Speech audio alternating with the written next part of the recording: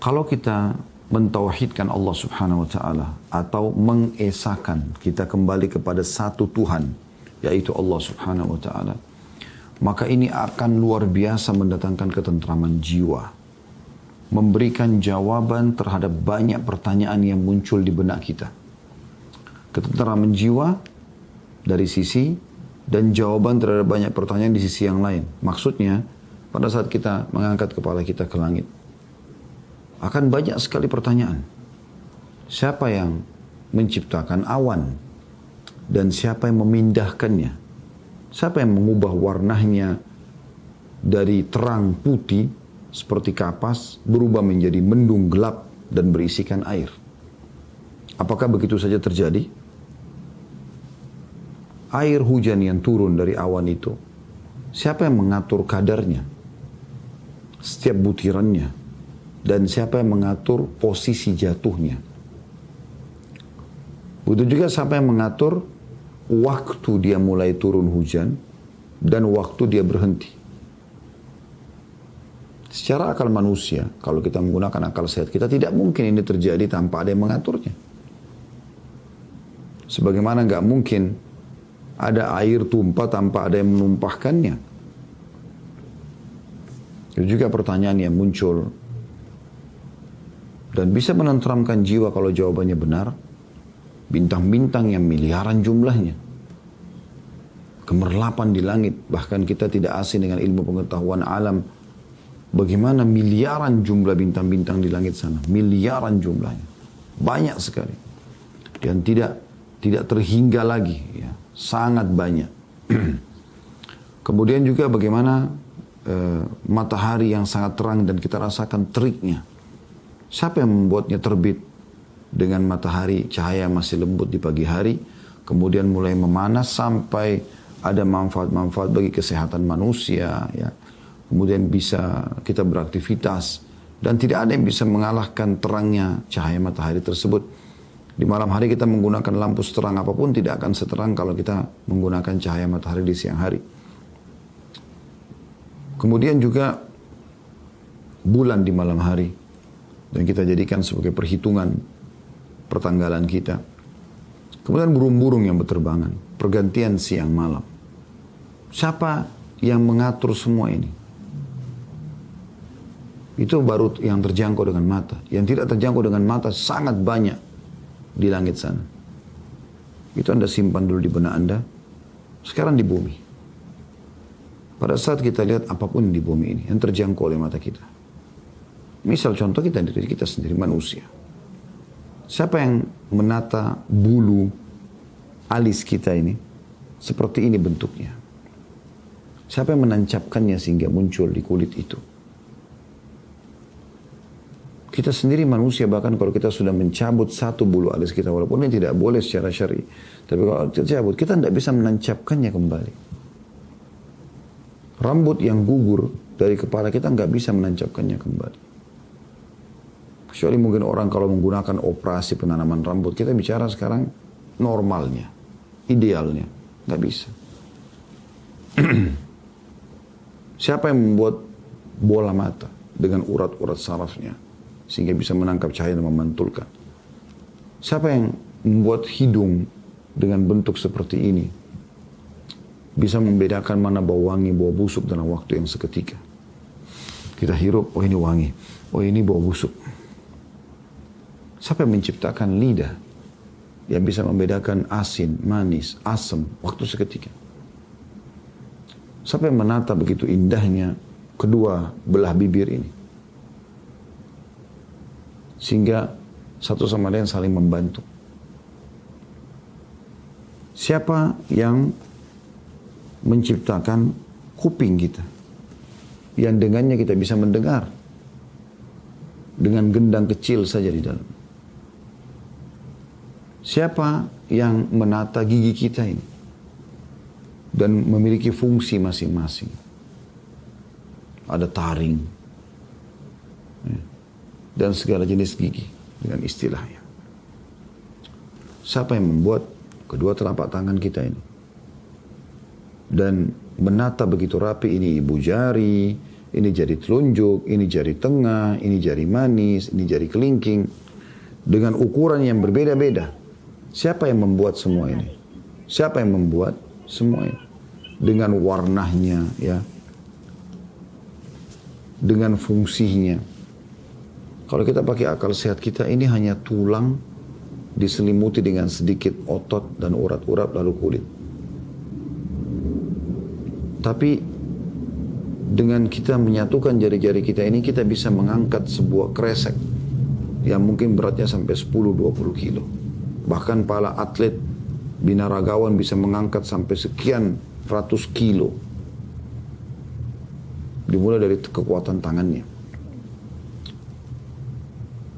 Belum kita bicara organ lain dalam tubuh kita. Di dalam tubuh yang banyak sekali sel-sel, urat-urat, jantung, liver, usus, perut kita dari luar, kemaluan, kaki dengan jari-jarinya dan segala macam. Belum lagi kalau kita bicara eksternal kita. Yang kita belum bicara sistem pertahanan, sistem pencernaan dan segala macam. Kalau kita lihat sekitar kita sama manusia, ini ada bule, ada orang hitam di Afrika, ada orang Asia, masing-masing punya bentuk mata, warna rambut, warna kulit, bahasa. Semua ini luar biasa gitu. Depan mata kita bisa kita lihat. Begitu juga dengan hewan-hewan. Dari serangga yang kecil, semut, dan semua jenis serangga. Kemudian mulai membesar, mungkin ayam, kelinci. Mulai lebih besar, kambing, rusa. Lebih besar lagi, sapi, kerbau, badak, dan seterusnya. Lebih besar lagi, jerapah, gajah, lebih tinggi. Dari semut yang kecil sampai gajah. Warnanya, karakternya, sistem-sistem yang ada dalam tubuhnya, pertahanan, pencernaan, dan segala macam. Tumbuh-tumbuhan. Semua tumbuh-tumbuhan. Dari yang buah-buahan, sayuran, gitu kan. Kemudian, apalagi, ya. Yang lain-lain. Pohon hias, dan seterusnya. Pohon dari rumput yang kecil sampai beringin yang besar. Siapa yang menata anggur di tangkainya itu, saudaraku seiman? Yang memberikan warna seperti itu, kulitnya lembut seperti itu, rasanya seperti itu. Pisang, siapa yang menatanya di tangkainya itu? Dengan warna kuning yang indah seperti itu. Dengan lembutnya isinya, manisnya, dan manfaat-manfaat yang dapat diserap oleh tubuh manusia pada saat mengkonsumsinya. Apel, warna merahnya begitu indah. Hijaunya begitu indah. Semua jenis buah-buahan Anda munculkan di benak Anda sendiri. Anda akan terheran-heran melihat bagaimana buah-buahan ini terus saja ada dan memiliki masing-masing ciri khas. Kemudian juga benda-benda di sekitar kita seperti air, api, batu, udara yang kita bisa rasakan. Semua itu teman-teman. Juga di kedalaman lautan ya. Kedalaman lautan misalnya ikan-ikan, udang, cumi, apalah, ubur-ubur dan seterusnya. Semua itu yang dapat dijangkau oleh mata kita. Dan yang tidak dapat dijangkau oleh mata kita, mungkin para ilmuwan belum menemukannya misalnya, sehingga kita orang awam masih belum bisa melihat dan mengetahui. Sederhana teman-teman sekalian. Dari mana semuanya itu? Ada begitu saja kah seperti yang dikatakan oleh para orang ateis? Atau ada penciptanya? Mentauhidkan Allah dengan mengikrarkan la ilaha illallah, la ma'buda bihaqqin illallah. Tidak ada Tuhan yang berhak disembah kecuali Allah. Tuhan artinya pencipta, pemilik, ya, yang menghidupkan, yang memandikan, yang mengadakan, yang menghilangkan. Tidak ada kecuali Allah. Ini akan membuat ketentraman yang luar biasa dalam diri kita. Ketentraman yang tidak bisa dinilai dengan apapun. Sangat luar biasa ketentraman ini. Ya, sangat luar biasa. Membuat kita teman-teman sekalian, oh ternyata semua yang dijangkau tidak jangkau oleh mata kita di langit, di bumi, di kedalaman lautan. Bagi seorang muslim, kata kuncinya satu. La ilaha illallah. Tidak ada Tuhan, pencipta, pemilik, penguasa, semua itu kecuali Allah. Maka ini makna tauhid.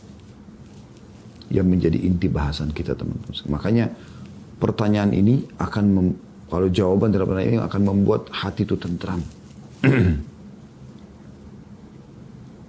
Saya akan mengajak teman-teman sekalian kita sekarang coba mentadabburi beberapa tanda-tanda kebesaran Allah Subhanahu wa taala. Supaya kita lebih yakin, oh iya ternyata ada pencipta Allah. Mungkin ada di Jepang tidak asing. Ya, keyakinan sebagian masyarakat atau sebagian besar masyarakat bahwasanya mereka adalah Tuhan mereka adalah matahari. Ya. Bahkan mungkin kaisarnya dianggap turunan dewa matahari dan seterusnya. Padahal matahari itu diceritakan dalam Al-Quran bagaimana Nabi Ibrahim AS melihat matahari dan menganggapnya Tuhan. Tapi begitu terbenam, Nabi Ibrahim mengatakan tidak mungkin Tuhan terbenam. Tuhan harus selalu ada. Maka sudah ada jawabannya. Coba teman-teman sekalian saya mengajak Anda membuka surah Ar-Rum dalam Al-Quran. Dari situ nanti kita coba beranjak lebih memperdalam lagi tentang bagaimana mengenal sang pencipta Allah ini sehingga kita betul-betul mentauhidkan dia. Bisa dilihat surah nomor 30 ayat 20. Surah nomor 30 ayat 20. A'udzu billahi minasyaitonir rajim. Wa min ayatihi an khalaqakum min turabin thumma idza antum basharun tantashirun. Dan di antara tanda-tanda kekuasaannya Allah sang pencipta yang menurunkan kitab suci Al-Quran, dan di Ramadan ini adalah bulan turunnya Al-Quran. Kita dianjurkan umat Islam untuk memperbanyak membaca Al-Quran. Allah mengatakan dalam ayat Al-Quran yang mulia dan akan ditelawakan oleh orang-orang beriman sampai menjelang hari kiamat nanti. Dan termasuk tanda-tanda kebesaran dan kekuasaan Allah. Kalian bisa lihat, ialah dia menciptakan kalian dari tanah. Nabi Adam diciptakan dari tanah, manusia dari tanah. Kemudian tiba-tiba kamu menjadi manusia yang berkembang biak. Tadinya cuma satu Nabi Adam sama istrinya Hawa. Sekarang berkembang menjadi manusia. Terus berkembang biak. Ayat 21-nya. Masih di alam kita manusia. Wa min ayatihi an khalaqa lakum min anfusikum azwajan litaskunu ilaiha wa ja'ala bainakum mawaddatan wa rahmah inna fi dzalika laayatin liqaumin yatafakkarun. Dan di antara tanda-tanda kekuasaannya, N-nya besar, kalau Anda pegang terjemahan Al-Quran di aplikasi handphone Anda, N itu kata ganti Allah besar. Makanya dibesarkan. Dan di antara tanda-tanda kekuasaannya ialah dia, D-nya besar juga kata ganti Allah, menciptakan untukmu istri dari jenismu sendiri.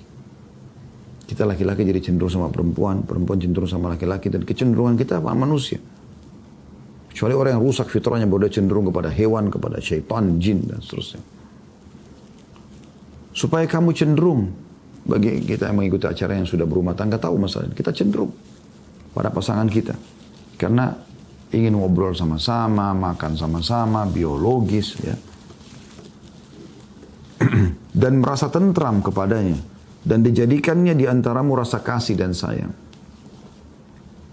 Sesungguhnya pada demikian itu benar-benar terdapat tanda-tanda bagi kaum yang mau berfikir. Siapa yang memunculkan rasa suka itu? Kenapa kita cenderung? Kita menikah, minta baik-baik sama orang tuanya.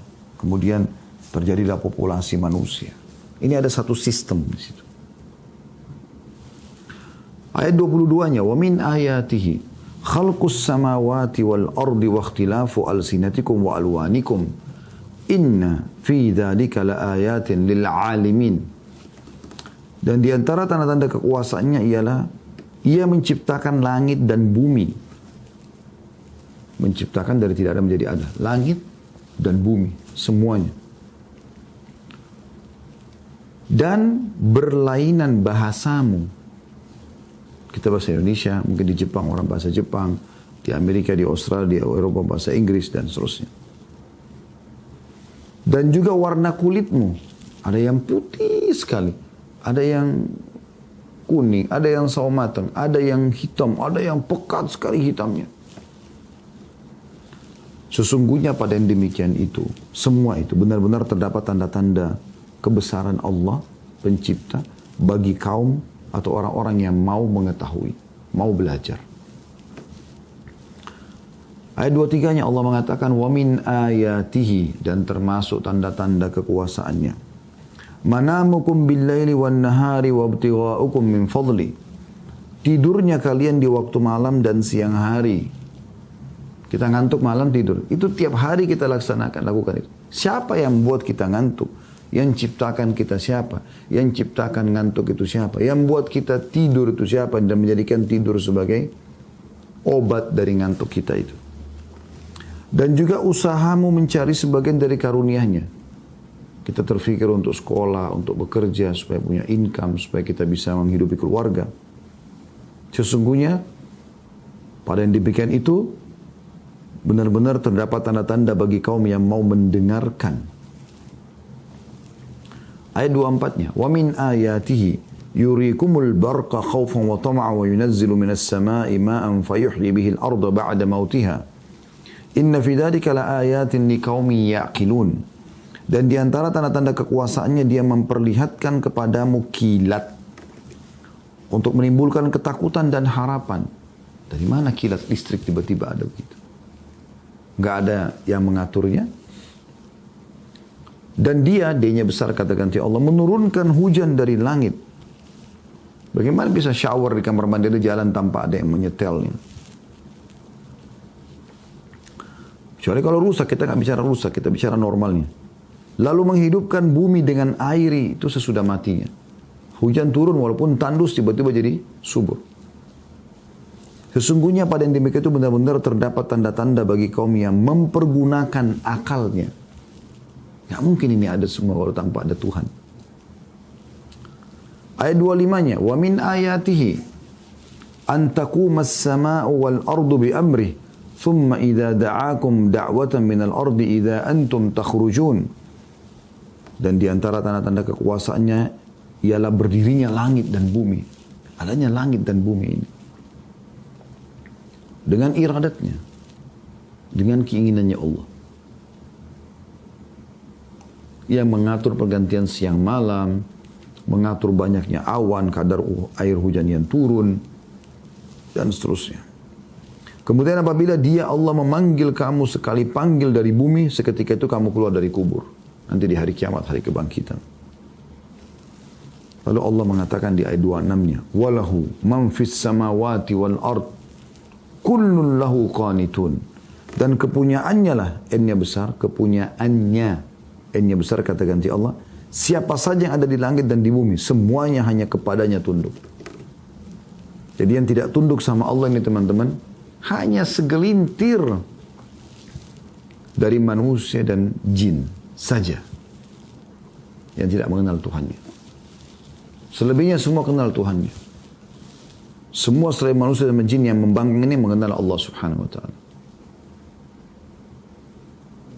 Mereka bertasbih kepada Allah. Dalam ayat lain Allah mengatakan, walakin la tafqahuna tasbihum. Tapi kalian tidak mengerti bagaimana tasbih mereka. Di manusia pun yang mengaku agama profetis ya, mengikuti ajaran dari langit, Yahudi, Nasrani, dan Muslim, ini kalau digabungkan jumlahnya mereka, itu sekitar 80 atau 90% dari penduduk muka bumi ini. Populasi manusia 7,5 miliar sekarang ini, itu 6 miliar lebih adalah orang-orang yang meyakini Tuhan Allah. Selebihnya saja yang penyembah berhala, ateis, dan segala macam. Semuanya tunduk kepada Allah, kata Allah SWT. Mengikuti sistem. Kemudian ayat 27 Allah mengatakan wa huwa alladhi yabda'ul khalqa thumma yu'iduhu wa huwa ahwanu 'alayhi wa lahul mathalul 'ala fis samawati wal ard wa huwal azizul hakim. Dan dialah yang menciptakan manusia dari permulaan kemudian mengembalikan atau menghidupkannya kembali. Dan menghidupkan kembali adalah lebih mudah baginya, lebih mudah baginya, ya. Dan baginya lah sifat yang maha tinggi di langit dan di bumi. Dan dialah yang maha perkasa lagi maha bijaksana. Itu Allah SWT menyebutkan masalah hal tersebut. Kemudian teman-teman sekalian, kita pindah, lanjutannya masih surah yang sama. Ayat 46. Surah yang sama, langsung kita pindah ke ayat 46. Bunyinya, وَمِنْ آيَاتِهِ أَنْ يُرْسِلَ الرِّيَاحَ مُبَشِّرَاتٍ وَلِيُذِيقَكُمْ مِنْ رَحْمَتِهِ وَلِتَجْرِيَ الْفُلْكُ بِأَمْرِهِ. walitajriyal fulku bi amrihi walitabtaghu min fadlihi wala'allakum tashkurun. Artinya dan di antara tanda-tanda kekuasaannya adalah bahwa Dia Allah mengirimkan angin sebagai pembawa berita gembira. Dengan adanya hembusan angin berarti ada mau hujan atau memang angin segar kita hirup, kita merasa diterpa angin itu sesuatu yang indah, yang nyaman. Untuk merasakan kepadamu sebagian dari rahmatnya turunnya hujan. Dan supaya kapal dengan angin itu dapat berlayar dengan perintahnya. Dan juga supaya kamu mencari atau dapat mencari karunia-Nya. Mudah-mudahan kamu bersyukur. Alhamdulillah. Jadi Allah ingatkan itu. Lalu ayat 47-nya Allah mengatakan, وَلَقَدْ أَرْسَلْنَا مِنْ قَبْلِكَ رُسُلًا إِلَىٰ قَوْمِهِمْ فَجَاءُهُمْ بِالْبَيِّنَاتِ فَانْتَقَمْنَا مِنَ الَّذِينَ أَجْرَمُوا وَكَانَ حَقًّا عَلَيْنَا نَصْرُ الْمُؤْمِنِينَ. Dan sungguhnya kami telah mengutus sebelum kamu, hai Muhammad, beberapa orang rasul kepada kaumnya. Jadi kau bukan orang baru, hai Muhammad. Mereka datang kepada mereka membawa keterangan-keterangan yang cukup. Pengenalan tentang Tuhannya Allah. Lalu kami melakukan pembalasan terhadap orang-orang yang berdosa.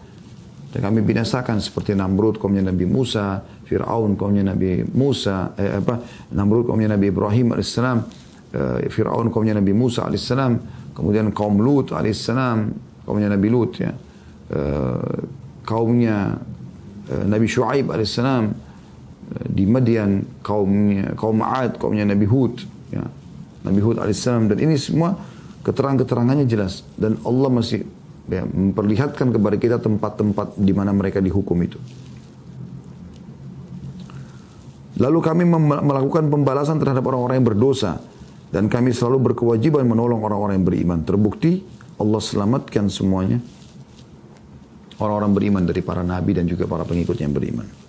Ayat 48-nya Allah mengatakan, Allahul ladzi yursilur riyaha fatuthiru sahaban fayabsutuhu fis samai kaifa yasha'u wa yaj'aluhu kisafan fataral wadqa yakhruju min khilali fa idza asaba bihi man yasha'u min ibadihi idza hum yastabshirun.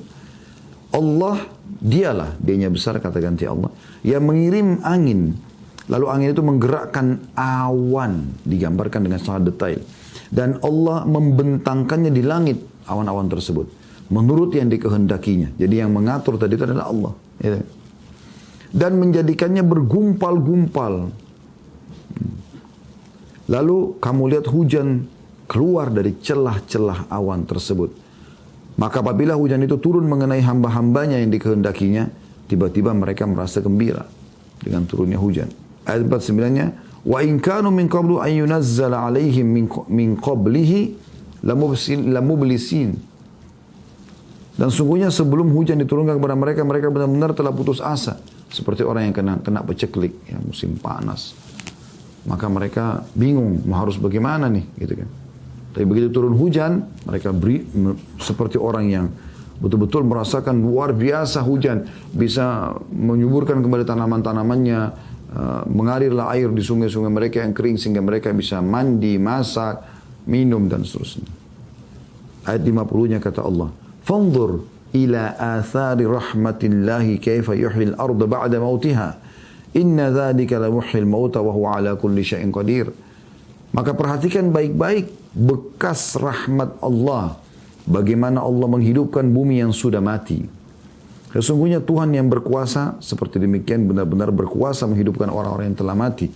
Dan Dia maha kuasa atas segala sesuatu. Terus saja Allah subhanahu wa ta'ala mengingatkan kepada kita. Kita lihat ayat 54-nya, pindah ke ayat 54 lagi. Saya pilih inti-intinya. Allah berfirman, masih surah Rum ya, ayat 54-nya. A'udzu billahi minasyaitonir rajim. Allahul ladzi khalaqakum min dha'fin thumma ja'ala min ba'di dha'fin quwwatan thumma ja'ala min ba'di quwwatin dha'fan wa shaybah. Yakhluqu ma yasha' wa huwal alimul qadir. Perhatikan bagaimana Allah mengajak kita, kalau pakai akal sehat pasti bisa tangkap pesan ini. Dialah Allah, dialah, D-nya besar kata ganti Allah, yang menciptakan kamu dari keadaan lemah, bayi, bahkan belum bisa melihat awal lahir, belum bisa bicara, masih diurus. Ada yang makankan, minumkan, ibu kita sibuk memberikan ASI, ayah kita mencari nafkah. Yang membuat sistem ada ayah dan ibu kita ini. Kita lahir semua sudah ada. oksigen sudah ada, cahaya sudah ada, semua ada fasilitas. Bahkan semua orang tua umumnya yang normal memanjakan anak-anak mereka supaya populasi manusia jalan. Siapa yang membuat sistem ini? Dia menciptakan kamu dalam keadaan lemah, tidak tahu apa-apa, jalan pun belum bisa. Kemudian dia Allah menjadikan kamu sesudah keadaan lemah itu menjadi kuat. Mulai remaja, anak-anak mulai bisa lari, mulai bisa bicara, mulai bisa berpikir, mulai bisa membantah. Sampai akhirnya menjadi remaja, dewasa, dan mengejar prestasi dunianya. Kemudian dianya besar, menjadikan kamu sesudah kuat itu lemah kembali dan beruban, tua. Itu Allah yang buat itu keriput, mulai beruban, Allah semua yang buat. Dia menciptakan apa yang dikehendakinya dan dia maha mengetahui, lagi maha kuasa. Jadi terus saja Allah subhanahu wa ta'ala memberikan kepada kita banyak pembuktian tentang dia pencipta. Dan ini yang saya bilang teman-teman sekalian, bagaimana kita jadi lebih tenang, kita lebih jadi tahu, oh ternyata dengan faham ada tauhid, ada Allah, ada Tuhan satu, kita jadi tahu ada pencipta kita, semua ini diciptakan oleh Allah SWT. Lalu kemudian apa yang setelah itu kita terjadi, kita tunduk pada Allah. Kita jadi mengerjakan apa yang diperintahkan dan kita meninggalkan apa yang dilarang. Termasuk Ramadan sekarang Anda melakukan, kan Anda tahu Anda punya Tuhan. Lalu Anda ikutin peraturan kewajiban agama sang pencipta Allah. Anda bisa buka juga surah Al-An'am, surah nomor 6. Ayat 1, saya mulai dari ayat 1. A'udzubillahi minasyaitonirrajim. Alhamdulillahilladzi khalaqas samawati wal arda wa ja'ala adh-dhulumati wan nur. Tsumma alladziina kafaru bi rabbihim ya'dilun.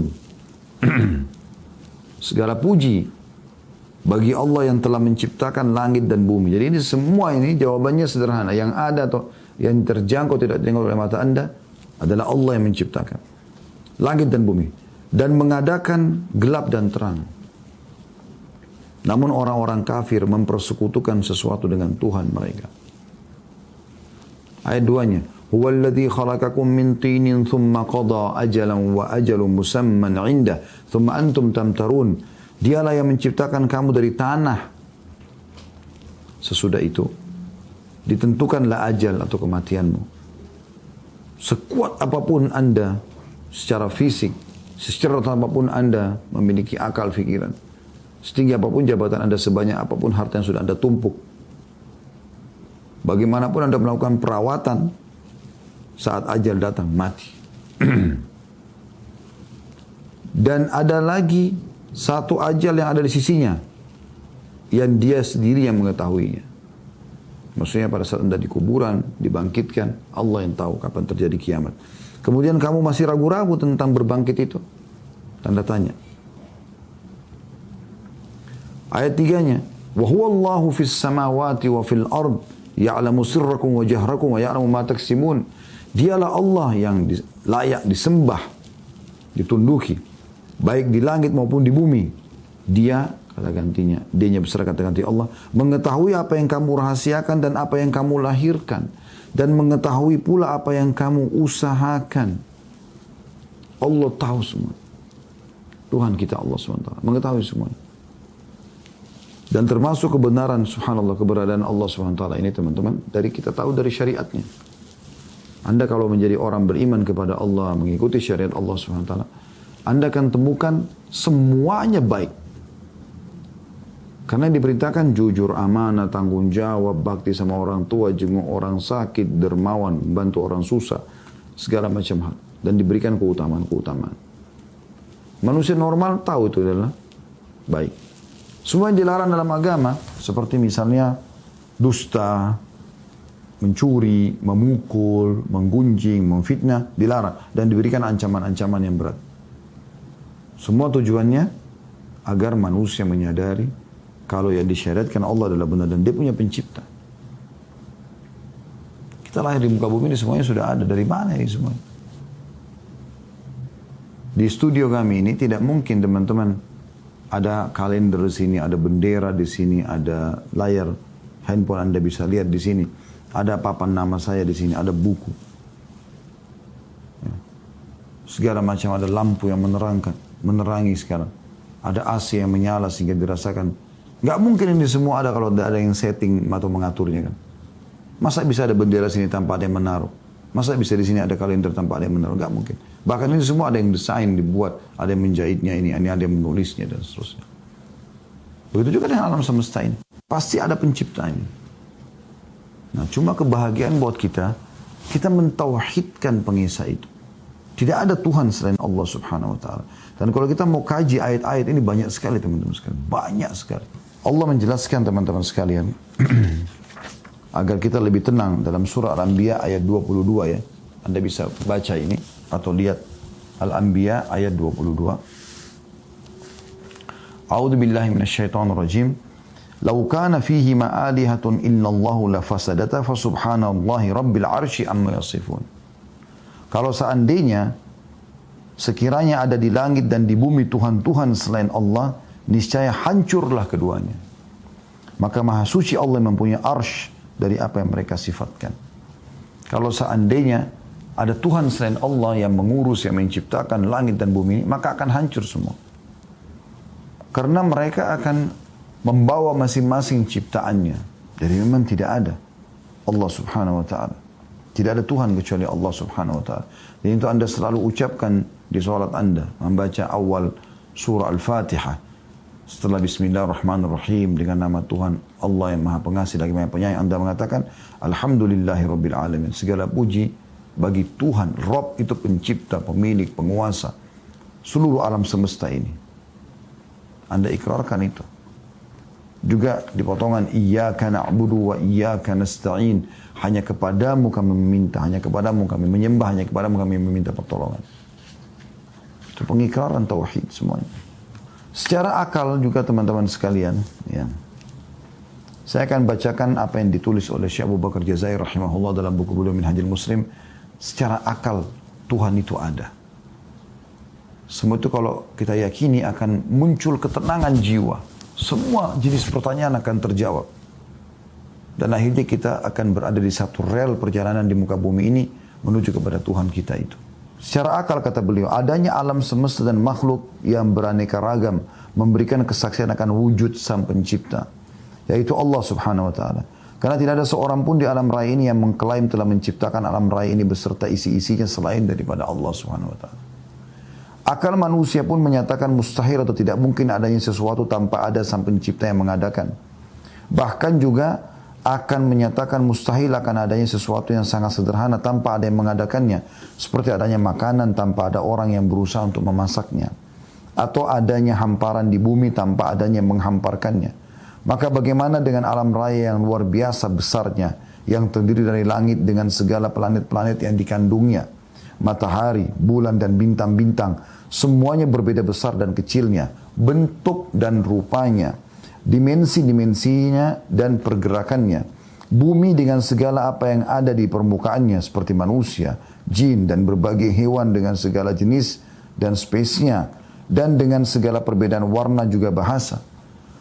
Perbedaan pengetahuan dan pemahaman, karakteristik dan ciri, dan dengan segala apa yang dikandungnya seperti barang-barang tambang yang bermacam-macam warna dan kegunaannya, dengan segala sungai yang mengalir, daratan yang diliputi lautan dan samudra, semua serta dengan segala macam tumbuh-tumbuhan, pepohonan yang beraneka ragam buah-buahannya, yang berbeda-beda pula macam dan jenisnya, rasa dan baunya, kekhususan dan kegunaannya.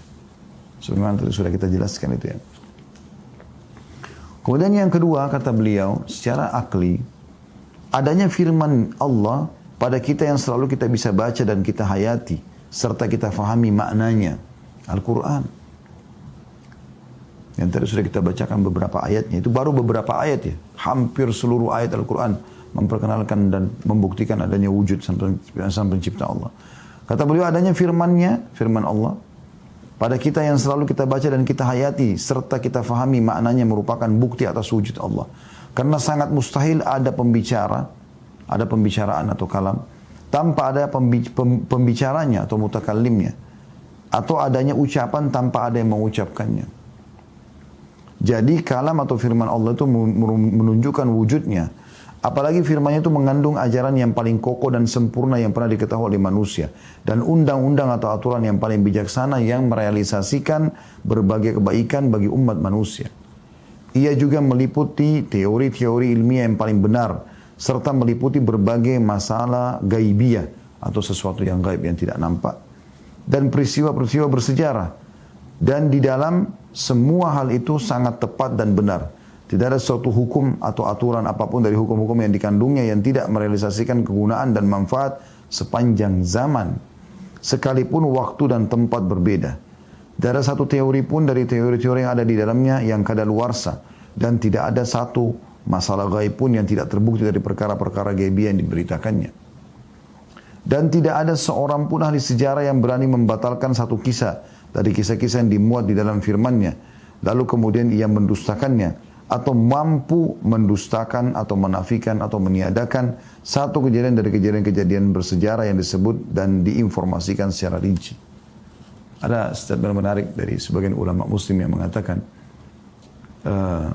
dengan hikmah Allah yang selalu sibuk, ya, yang selalu mengurus dan mengadakan penelitian di langit dan di bumi, itu umumnya orang ateis. Dan kata para ulama muslim, karena memang mereka yang belum yakin ada Allah. Sehingga Allah buat mereka yang mengadakan penelitian. Dan mereka pasti akan sampai kepada sebuah titik. Baik yang mengadakan penelitian di langit, atau di bumi, atau di hewan-hewan, atau di tubuh manusia, atau di kedalaman lautan. Kecuali mereka sampai pada titik yang mengatakan, ini luar biasa. Ini nggak mungkin bisa ada sendiri. Agar mereka kembali kepada kalimat la ilaha illallah sebenarnya.